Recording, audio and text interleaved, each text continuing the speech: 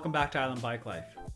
It's new bike day here for me, and I'm very stoked to get my Yeti SB150 built up and out on the trails. I picked this bike up from the guys down at Rock City Cycles. They are a premier dealer here in Nanaimo for Yeti and other fantastic brands. Go down and check them out. The updates for this all new bike from Yeti are a welcome change.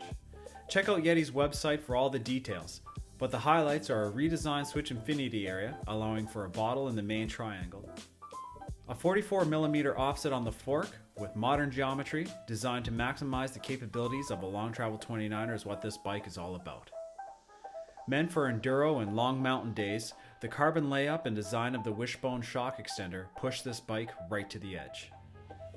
The new internal routing is also a blessing from previous Yeti models. Having had extensive time on a Yeti 4.5 and 5.5, there are a lot of similarities between the two and the way the bike rides. I normally use frame kits from Invisiframe out of the UK, but they didn't have one available, so I did a custom wrap on this before building up the frame. The build was very standard and the new internal cable routing made things a breeze.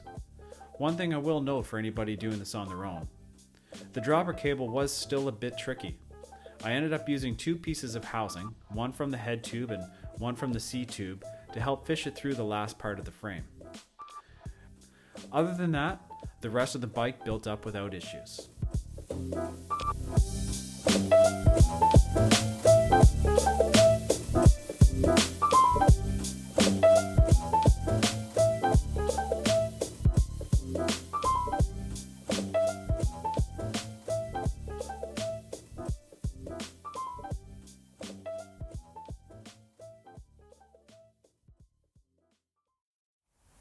So here it is, the all-new Yeti SB150. Thanks again to the guys down at Rock City Cycles for hooking me up with this bike. For this new bike, there was obviously some changes from Yeti, and you guys can, I'm sure, already know about it and can check out the website about it. The biggest one that everybody always talks about is the redesign of the Switch Infinity link area, which allows for a water bottle inside the main triangle. This was never really a deal breaker for me, but now that I have it, I have to say it is quite nice. In terms of the build, it was the standard X01 race kit. However, I did change out a few things of my own. The most notable being the wheel set. On this is a set of Noble TR36 carbon rims, which are paired to Industry 9 hubs. I kept the tires primarily the same, wide trail front and back, a DHF up front, and a DHR2 in the rear. I'll run the Aggressor that the bike does come with in the summer, but for the wintertime months here in the Pacific Northwest, this combo is definitely my go-to. The drivetrain is a full X01 Eagle, the cassette, the derailleur, the shifter, and the cranks with a GX chain. It does have the new SRAM dub bottom bracket and spindle sizing. To pair that up on the rest of the drivetrain, we have Code RSC brakes. These brakes are really nice, 4-piston, great modulation. I've run these brakes on a few demo bikes over the last 6 or 7 months or so, and I have to say that they are definitely my favorite brakes on the market right now. For the suspension setup, this bike is paired with the new Fox 36 Grip 2 damper. I was really in love with my RC2 on my Yeti 5.5, and I can say on the few rides that I've had in on this bike so far, the Grip 2 damper improves on everything that I liked about that fork tenfold. The small bump compliance on this and the overall suppleness of the feel of this fork is excellent. The Fox 2 rear is now in metric sizing. Nothing much has changed here. It's a pretty progressive shock and does seem to pair really nice with this bike. Obviously, one of the things you're going to notice is the new linkage at the shock mount. I did change out the Fox transfer dropper post. It comes with a 150, which is the maximum dropper size that Fox makes right now, though I'm told this may be changing in the future, which would be great because it is an excellent fork, or an excellent dropper post, I should say. I did put on the 1UP Components 170 post. I've been running this post on another bike for a while, and I've had really no issues with it. The extra 20 mils of drop on this bike feels just about right. The seat is definitely out of the way when it's down, and I don't notice it. Well, I did have that comment on my 5.5. The seat tube on this bike is quite a bit shorter, and that does also help with that.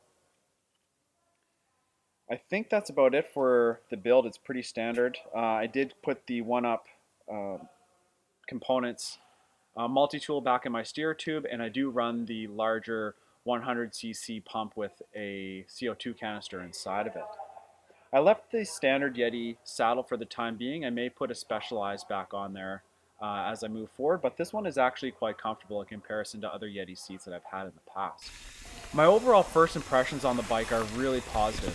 In terms of the way the bike feels, the reach on this at 480 mils with a nice stack feels just about perfect. It's larger in its reach than the old extra large 5.5, which is a bike size that I maybe would have liked to have given a go on.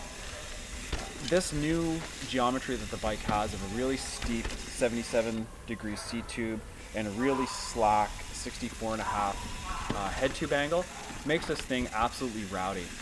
The climbing on this is hands down better than on my 5.5 and reminds me a great deal of some other much shorter travel bikes that I've ridden, including a Yeti 4.5 and my old Thunderbolt EC edition. It truly does climb that well, and I'm incredibly impressed so far. In terms of the downhill prowess of this bike, I've only been on it a few times, including some local rides here in Nanaimo and an enduro race. The downhill on this bike is awesome. It's very supple and very confidence-inspiring. The new geometry reminds me a great deal of the Transition Sentinel, which is a review you can find on the channel. Same sort of philosophy behind the geometry setup on this bike. It really is forward-thinking and truly a game-changing way to set up these long travel 29ers, and I have no doubt you're going to see more bike companies following suit in the years to come. I really hope you like this build and first look at the new Yeti SB150. There'll be a more in-depth long-term review to come. Stay tuned for that.